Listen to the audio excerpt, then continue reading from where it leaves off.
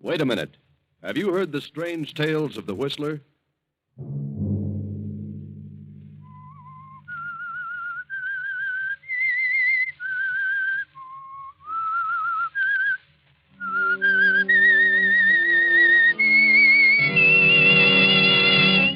I'm the Whistler.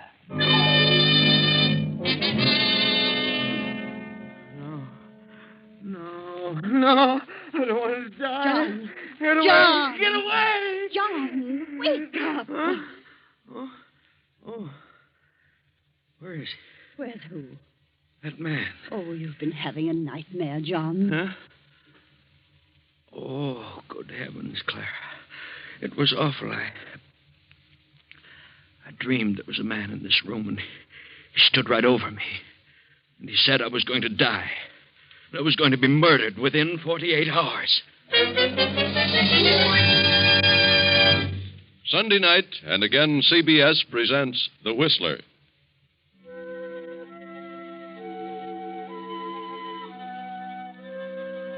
I, the Whistler, know many things, for I walk by night.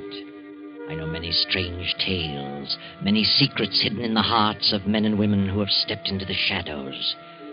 I know the nameless terrors of which they dare not speak.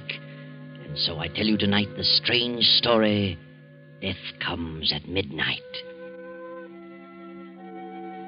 John Prentice is a manufacturer, a very busy man who needs his rest. But John had a frightful dream. The dream was not brought on by a guilty conscience, but John's life has been above reproach. He loves his wife, Clara, and their grown daughter, Eva. He has done no wrong to any man. Why, then, this awful dream with its prophecy of death? Now, the following evening, the Prentices are planning to attend a lecture, and Dwight Cooper, Eva's fiancé, is going with them. The wife and daughter are in the living room awaiting his arrival. Oh, there's Dwight now, Mother. I'll go to the door. Oh, wait a minute, Eva. You'd better make sure who it is before you open the door. Oh, Mother, you still worrying about that dream Daddy had last night? Well, I can't help being nervous about it. Well, of course it's Dwight. We're expecting him, aren't we? I'm going to let him in. Well, enter, my lord. Hello, darling. How come you're answering the door yourself? Maid's night out? We haven't got a maid. She went to work in a war plant. Well, good for her. We're going to do without a maid for the duration. That's the spirit. Good evening, Miss Prentice. Good evening, Dwight. Now, you see, Mother, it wasn't a big bad wolf after all. Not this time. But we'd better be careful, Eva. Well, what's this about a big bad wolf? Seems that Mother believes in dreams, Dwight. And last night Dad had one that was really a honey. Oh, I don't believe in dreams. Oh, Daddy. Yes? Dwight's here, so hurry up. I'll be there just a minute. Talk about a woman taking her time dressing. Well, what about this dream? You tell him, Mother. Well, I don't believe that all dreams have a meaning. But this one John had was a prophecy, and I'm concerned about it. Yes? He kept hearing a man's voice telling him over and over that he was going to be murdered within 48 hours. Murdered? Can you imagine such a thing? Oh, well, I wouldn't be alarmed, Mrs. Prentice. According to psychologists, a dream has no possible relation to the future. They say a dream comes from experiences of the past that have been registered in the subconscious mind. Well, if John's been murdered in the past, I haven't heard about it. Oh, now, wait. I didn't mean it quite as literally as all that. Well, Mother's been counting the hours, Dwight. Let's see, the dream came at midnight last night. Well, that means Dad's hour of doom is midnight tomorrow, if he isn't murdered sooner. Well, maybe we'd better not risk taking him to the lecture, Oh, I wish you two wouldn't joke about it. I don't think it's any joking matter. Oh, I'll get it. Hello? Hello? Mr. Prentice there? Well, he's busy right now. Could I take a message? Yeah. Tell him he better come to the phone, whether he's busy or not, if he wants to save his life. What? This is a matter of life and death. Oh, well, hold the line a minute. Of all the amazing things, there's a man on the phone who sounds like a gangster. He wants to talk to Daddy about saving Daddy's life. His life? Maybe I'd better talk to him. Oh, no. No, get John on the phone. Call him, Eva. Oh, Daddy, you want it on the phone. It's important. All right, I'm coming. Oh, don't tell me that dream didn't mean anything. Now, Mother, don't get excited. Well, just what did this fellow say? Well, Oh, here's Daddy. Yeah, hello, Dwight. Good evening, Miss Prentice. Daddy, wait. I don't know who that man is, but he's terribly hard-boiled, and He said I'd better get you to the phone if you want to save your life. What's this? Oh, John, now... I'll see what it's all about. Hello? Mr. Prentice, Yes? you don't know me, but you better pay attention to what I'm telling you, see? A certain man here in town, a wealthy guy, has offered me a nice piece of dough to put you out of the way. What? But I want to be reasonable, see? So I'll consider... Hey, are you listening? Yes, I'm listening. Go ahead. Well, if you want to hike the ante a little bit, say to $3,000, I'll call off my deal with this guy. What's more, I'll give you his name. I see. Now, $3,000's a small matter to you, so... Wait a minute. Suppose you come here to the house and we'll talk it over. And do I sound like a chump? You're coming to see me, and you're bringing the dough. Oh, no, I'm not. You think I'm going to walk into a trap? You mean you're turning down my proposition? I certainly am. All right, mister. You asked for it. You'll be a goner by midnight tomorrow. All right? So listen. Hello. Hello. Hello.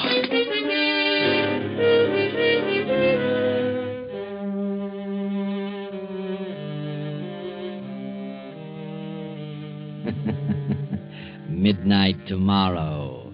Now, not only in a dream, but in actual fact, John has been told that he will not live beyond that hour.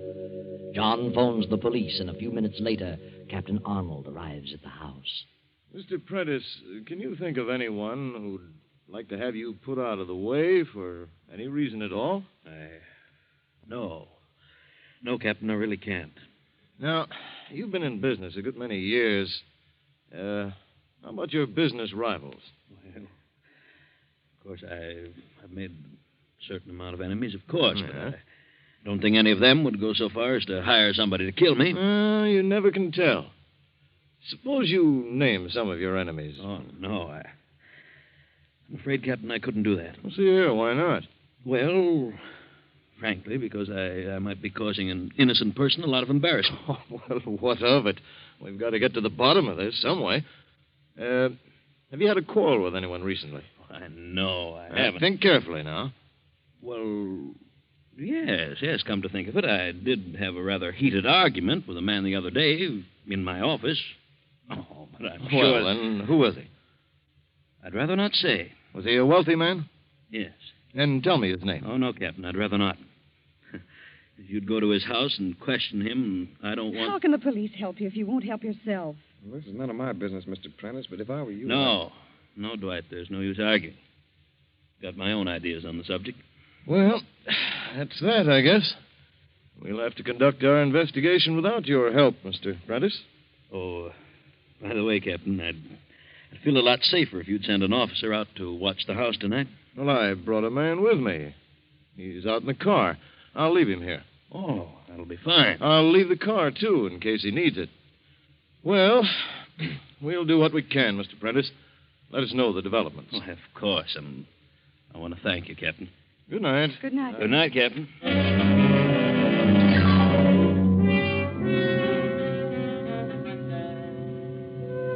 So John is unwilling to give the name of the man with whom he quarreled. Is it really because he's concerned about the possible embarrassment of an innocent person? Tonight the house will be well guarded, and as an added protection, Dwight has agreed to stay in the Prentice home. John, feeling quite safe, has gone to bed and fallen into a sound sleep. Then, at exactly midnight... Let me go. Let me go. I don't want to die. John. No, don't throw me off the bridge. No. Wake up, John. No. Wake up, John. What? You're all right, John. You're in your room. Nothing's happening to you. Oh. You've been shouting your head off. Mother, what is Oh, it? your father's had another nightmare. I thought that was it. Yes, Evelyn. It was terrible. What kind of a dream was it? Like the other one? Oh, it was worse. Now I know how I'm going to die and when. Oh, you're not going to die. I'm afraid, Eva. What did you dream, John? He took me in a car to the old river bridge on Tower Street. Who took you? I don't know. I never saw him before. He tied my hands behind me with a rope and, When we got to the bridge, he dragged me out of the car and threw me into the river. Oh, my heavens. Now, Mother. Just as we came to the bridge, I saw an illuminated clock. The hands were pointing to 12. That's when I'm going to die. Oh, Daddy. What time is it now? Well, it's after 12. Oh. Then it's tomorrow at midnight, just like that man said. Daddy, don't talk like that. This dream doesn't mean anything. What about my other dream? It meant something. No, it didn't. That phone call didn't have a thing to do with your dream. It was just a coincidence. Now, things will look different to you in the morning. Eva, Yes? would you mind sending Dwight in here? But he's asleep, Daddy. I know, but please send him in. I want to talk to him. No. All right.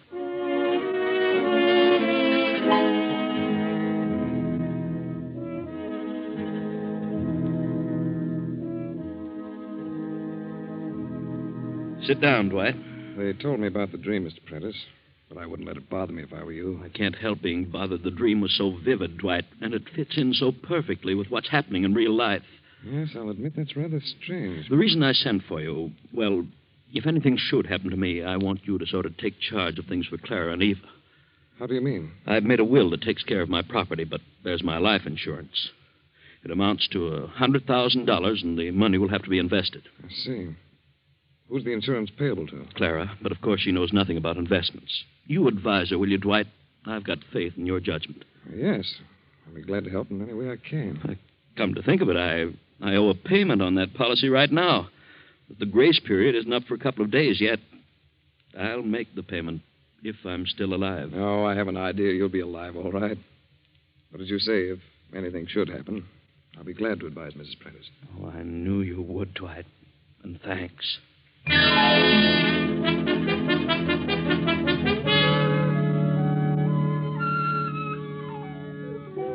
Next morning, John announces that he will stay at home all day. Clara, upset by the events of the night before, remains in her room. But John is feeling much better. He views things differently with the coming of a new day. He will not yield to this feeling of inevitable doom. He will fight the situation.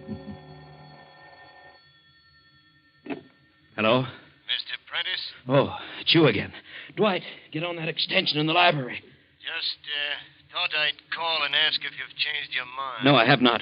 What's more, I defy you to even lay a hand on me. I'm being protected by the police. Well, ain't that fine? So you won't come across, huh? No, I won't. Look, Prentice, the water in that river's awful cold. What? What did you say? Hello? Dwight, did you hear that? What's the matter, Daddy? I heard every word. Sounded like he meant business. Something wrong? That man, he phoned me again. I don't know what to think. Well, what did he say? He wanted to know if I changed my mind, and when I told him I hadn't, he told me the water in the river would be awfully cold. What? How did he know about my dream? How did he know? Yeah, it's the most uncanny thing I ever heard of. What's the answer to all this? Daddy, he didn't know about your dream. It's just the other way around. Well, what do you mean? I'm afraid Mother's right. Your dreams are foretelling the future, Daddy. They're warning you of what's going to happen.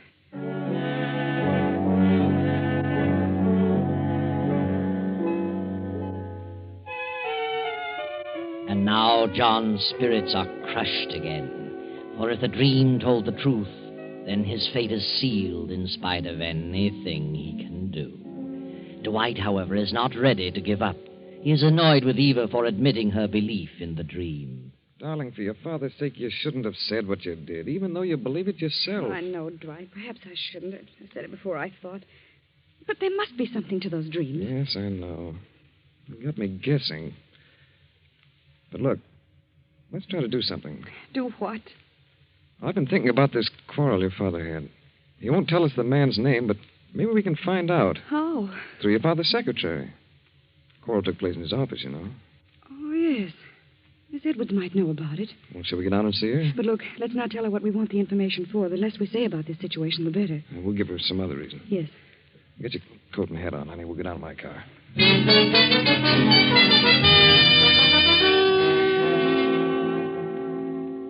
Miss Edwards, this is Mr. Cooper, my fiancé. How do you do? Miss Edwards? We'd like to ask you a few questions if you can spare us a few moments. Why, yes, of course. My father isn't feeling very well today, and that's why he didn't come down. You see, we've learned that he's rather upset about a heated argument he had recently with some wealthy man here at the office. Argument? Daddy won't talk about it. He hasn't even mentioned the man's name, but it's quite necessary that we find out all we can about it. And if you'll tell us who the man was, we'll treat the matter in confidence. But, I don't know of any fuss your father had, Miss Prentice. He's quite an even-tempered man. Yes? Are you sure you don't remember? Very well. There was an argument. I couldn't hear what was being said. They were in your father's private office, but I did hear your father talking quite angrily with Mr. Reeves. Who's he? Milton Reeves. He's been in several big deals with Mr. Prentice. Oh. Couldn't you hear anything that was being said? No, just their loud voices. Mr. Reeves was angry, too, but I really couldn't make out what they said. No?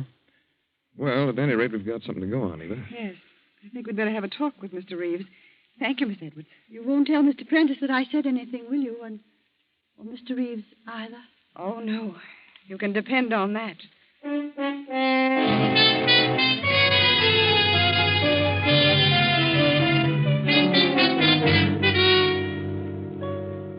I'm Dwight Cooper, Mr. Reeves. And this is Miss Prentice. How do you do, Miss Prentice? John Prentice's daughter, aren't you? Yes, I am. Well, what is it, Mr. Cooper? I'm in a bit of a hurry. I'm going away on a trip this afternoon. I'll be very brief. We've heard that you and Mr. Prentice had some sort of a disagreement with each other a few days ago. Yes? Who told you that? Mr. Prentice is quite ill, Mr. Reeves, and we think it's a result of that quarrel. If we could find out something about it, we might be able to straighten him out. Well, John knows all about it. He won't talk about it, Mr. Reeves. He won't, eh? Well, John shouldn't let a thing like that get him down. Business is business, you know. He wanted me to renew a loan, and I refused to do it. So that was it. In his particular business, well, I don't know what the future will be with all this rationing and priorities. Had you promised to renew the loan? Well, as a matter of fact, I had. But I changed my mind, which is my privilege. John wanted me to wait a few days, said he was trying to borrow some money from the State Mutual. But I didn't think it was good business to wait, so I called the loan. Oh, I see. I imagine that made him pretty angry. Did it? You'll pardon me, Miss Prentice, for talking so frankly about your father, but really, I never heard a man get so abusive in my life. Why, he actually threatened me. Yes? He acted like a schoolboy. Said he'd get revenge. Do you think he will get revenge? Oh, no, Oh, yes. You're afraid of him, aren't you? You'd like to arrange things so he couldn't possibly get revenge, wouldn't you, Mr. Reeves? Did you threaten him? Say, what are you getting at? I think you know what we're getting at. I do not. Now, see here. I've told you all I'm going to tell you, so now I'll ask you both to leave. Surely. You've told us quite enough, Mr. Reeves.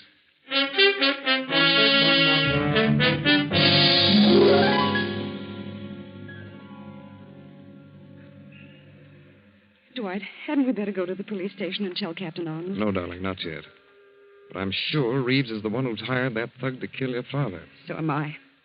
He said he was going on a trip. He wants to be out of the way when it happens, so he won't be suspected. Of course. Then why shouldn't we have him arrested? I'd like to get more evidence first. I want to find out more about that loan. Who do you think could tell me? Well, Mr. McAdams ought to be able to tell you. He's the treasurer of Daddy's firm. All right, I'll go see him. Look, honey, suppose you take a taxi and go on home. See how things are getting along. Oh, Dwight, Please, honey, I may have to do some running around. Look, don't tell your father about this. Oh, no. All right, Dwight. But don't be gone too long. I won't tell him.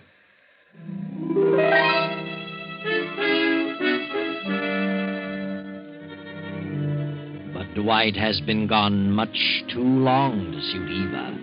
It is now 11:30 at night.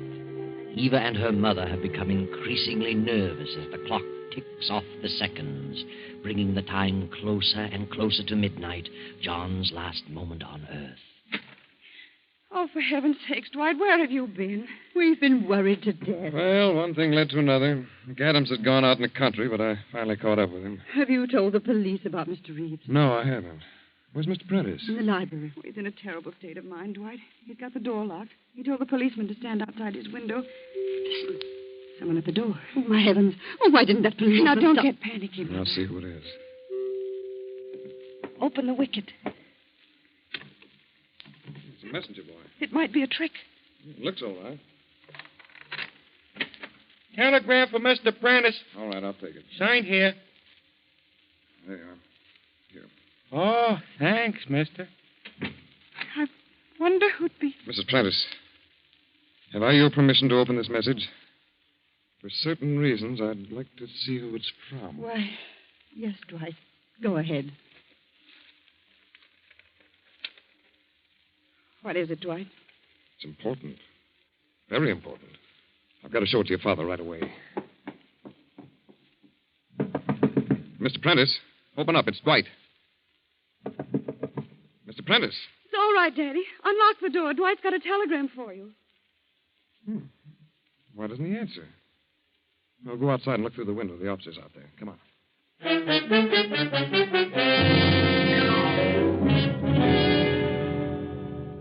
Where is that officer, Eva? I don't see him. I don't know, Dwight. Daddy told him to stay right here by the window. Eva, look.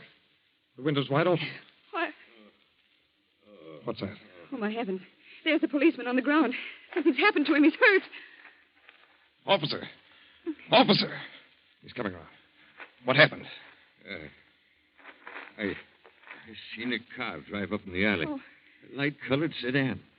And just as I started to investigate, somebody slugs me in the back of the head. That's all I remember. And they've got him. They've got Daddy. Darling, I'm going after that sedan. How do you know where it went? I'll find it. I'll drive to the Tower Street Bridge. I'm going with you. No, you stay here, Eva.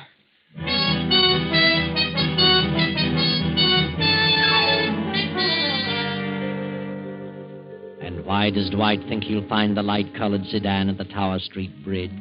Is it because Mr. Prentice saw that bridge in his dream? Or is there another reason? A reason known only to Dwight? But Eva can't wait, and so a moment later, another car speeds toward the bridge. The policeman's car. The officer is at the wheel, and Eva and Clara are by his side. Oh, officer, can't you go faster? I'm driving as fast as I can, Miss Prentice. Say, I'd better put in a radio call to headquarters and have them send a squad car to the other side of that bridge. No telling what we'll run into there.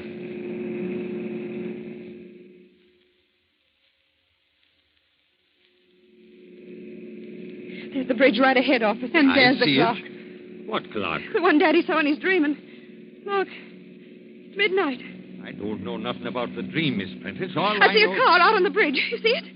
That's the baby. That's the one I saw at the house. Where's Dwight's car? Dwight's car isn't there. He must have got lost.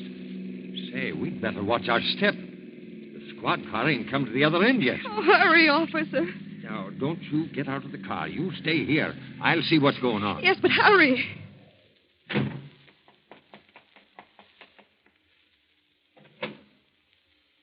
All right, Miss Prentice. You and your mother can come here. Is Daddy there? There ain't a soul here. The car's deserted. It'll be too late. He's already done it. Who's done what? Oh, can't you remember anything I told you about Daddy's dream? I'm talking about that man. He's thrown Daddy in the water. Oh. Is there something we can do? Oh, it couldn't have happened very long ago. If your father's been thrown in the river, Miss Prentice, he's a goner, but now nobody could swim in that current. Oh, poor Daddy. What I can't figure out is why the guy left the car here. Oh, poor John. Hey, look. There's some rope in the back of the car. And a knife. He tied Daddy's hands. Hey, here comes the squad car now. They're coming in from the other end of the bridge. Oh, officer, who's this car registered to? Wait a minute. Well, by golly, there's no registration slip in it. I know who it belongs to. Milton Reeves. I'll take the number and we'll check on it later. What's up, Jack? It looks like there's some dirty work been going on here. Yeah? Well, maybe this guy knows something about it. Quit shoving me, will you? Where'd you pick him up? He was running away from the bridge. Oh, he was, huh? All right, buddy. What do you know about this sedan? Not a thing. I wasn't on the bridge. Now, that's him. That's the man who threatened Daddy over the phone. I can tell by his voice. Well, now we're getting someplace. All right, you. Give. Where's Mr. Prentice? I don't know what you're talking about. You threw him into the river, didn't you? No. You're a liar. Come on, talk. I don't know nothing. We'll get you to talk at headquarters.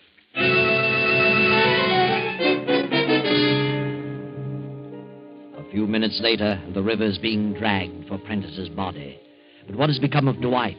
He hasn't been seen since he drove away toward the bridge. The two heartbroken women return home to wait for the sad news.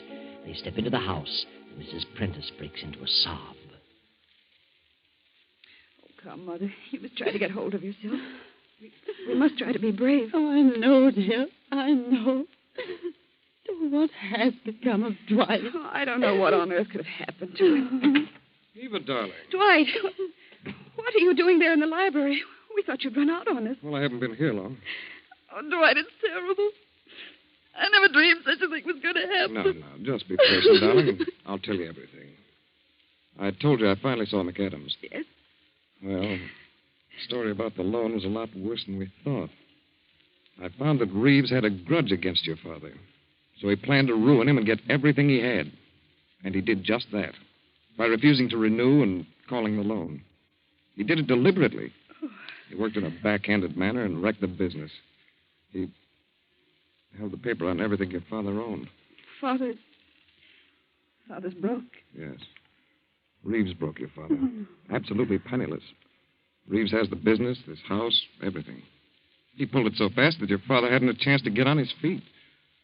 When I found that out, I suspected the truth, but I wasn't sure till I got to that bridge. The truth? When you did go to the bridge. I did.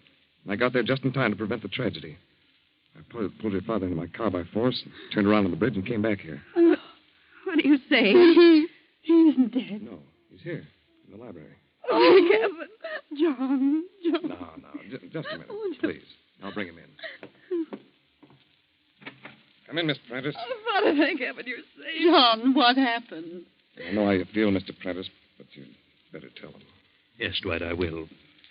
You see, my dears, I just couldn't bear the thought of my wife and daughter suffering poverty. The only thing I had left was that insurance policy, and it would have lapsed in another day. I had to think fast. John, you don't If mean... I'd commit suicide while the policy was in effect, you'd get $100,000. But I wanted to spare you the disgrace of a suicide, so I decided to kill myself and make it appear as though I'd been murdered. Then, as I developed the plan, I got an inspiration. Why not hang the murder on Reeves, the man who had deliberately ruined me? That would be my revenge. Well, now you know the whole story. Now you understand the nightmares. But the telephone call. I hired the man to make the calls and steal Reeves's car and drive me to the bridge and then give me the motor, as though it had stalled. All so that my murder could be traced directly to Reeves, who really had a motive to kill me. What motive? Well, my secretary knew all about it. When I discovered it was Reeves who was back of my failure, I threatened to divulge something I knew about him. He flew into a rage. The secretary heard him, and that was just what I wanted. But I knew I couldn't raise the money quickly enough, and my insurance policy was up tomorrow at noon. Well, that's the story. And it's all a miserable mess. Yes, John. It's all a very, very sad situation. Oh, but wait a minute. What about that telegram the boy delivered earlier? Where does that fit in? Was that part of your plan, John? Telegram? What telegram? Let me see it, Dwight. Why, it's from the State Mutual. They've granted the loan I requested. Yes, John, they've granted the loan. Now you can straighten things out. Now you can get back on your feet again. But think, John, what a sad tale this would have been if you'd followed through with your plan and Dwight hadn't caught you on the bridge at midnight.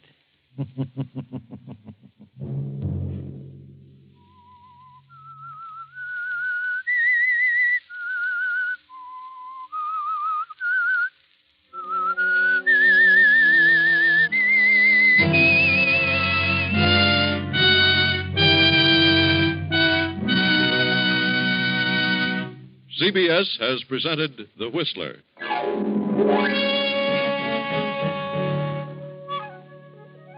Original music for this production was composed and conducted by Wilbur Hatch.